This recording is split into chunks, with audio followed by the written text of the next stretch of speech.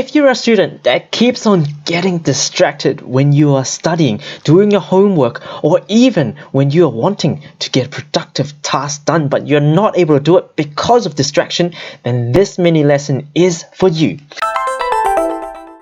Hey everybody, it's Dr. Hugo here and welcome to this mini lesson on how to avoid distractions while studying. And this is such a big thing. I get emails every single day on my social media platforms and everywhere asking how you can really avoid distractions, reduce the amount of distractions when it comes to studying. And this is my answer. So with any particular problems when we come into not just studying but in life in general, I've got a general framework that you should really be following as well. I highly recommend you to follow my MMA framework. First of all, talking about the mindset and also what is driving our thinking. Why are we getting distracted? What is the root cause of all of this? And secondly, of course, it's the methods of actually tackling the distractions and also reducing all these distractions, the practical tips. And then thirdly, even with the mindset and the methods that I can give you, if you don't take action,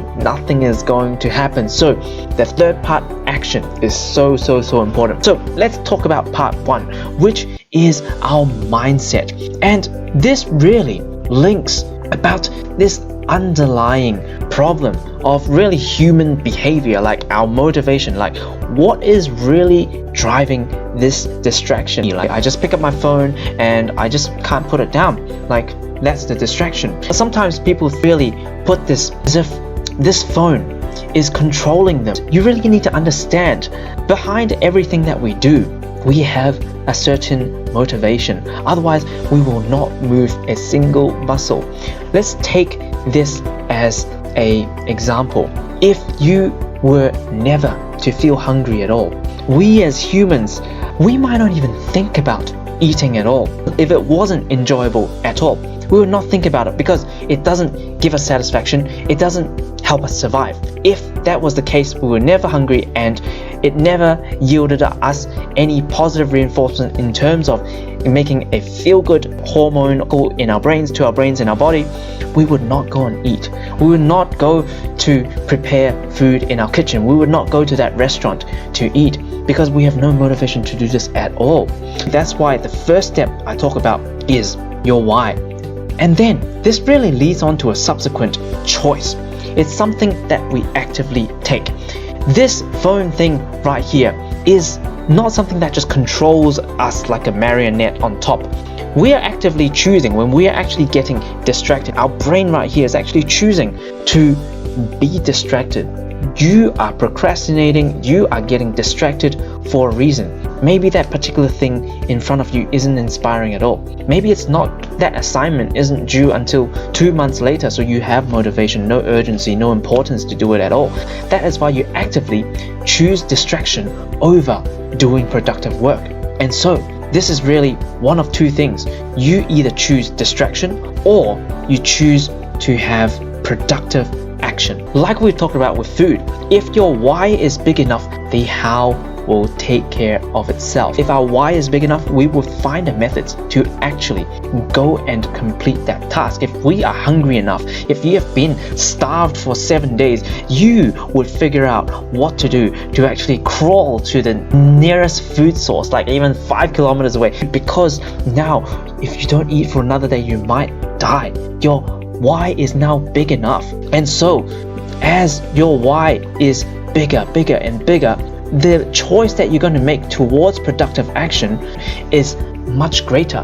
But for example, if you have just eaten and you're now full, you ate your perfect burger, you are now lying in bed, the TV is right at the end of the bed and you're watching your favorite show on Netflix, your probability of actually going and finding food again is greatly reduced, and you would choose a distraction, which is watching TV, doing something pleasurable.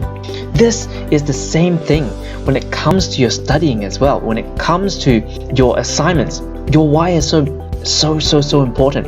Is it just because of yourself? Is it just because your parents are telling you you need to study? That is not really a big why, because we were born to really not listen to other people. We were born to just listen really to ourselves, what we think is right. If you truly think that studying isn't going to benefit you in the future, then you're not going to do it. Or if you are not in some sort of friendly competition with your friends, that is another why, a good why, that you can actually latch on, so you can actually push yourself towards better productive action. So you actually choose more of this productive action rather than distraction itself. So the methods itself with this particular problem is quite easy, really. When we think about the second part, which is talking about methods, once you understand what's happening in your brain, why you're choosing particular distractions over productive action, methods, you probably know it already. When the assignment is due tomorrow, you are spending not much time on your phone. You are actually going to research the whatever assignment that you need to do. If the test is tomorrow and you haven't studied all day, you're going to cram all day.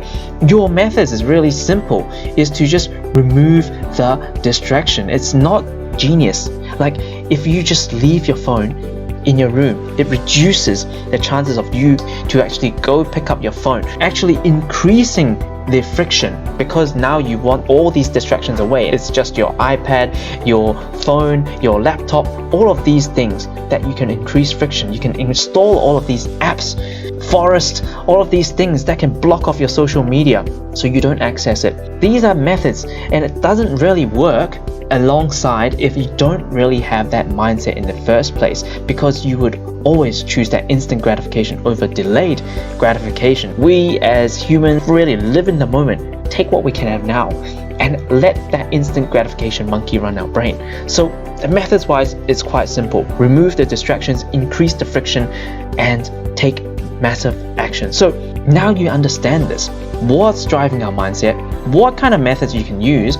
Now it's really up to you. So now I really pose this to you. Next time you are getting distracted, ask yourself, why am I actively choosing to be distracted? This empowers you. If you just ask yourself this powerful question, is it because this thing is not as meaningful as I think it should be? Is it because this thing is not important or urgent enough for me to do? Am I able to increase the importance or urgency of this task? If you're able to do that, you will find a way around distractions. So hopefully this mini lesson has been helpful for you, and I look forward to seeing you in the next one.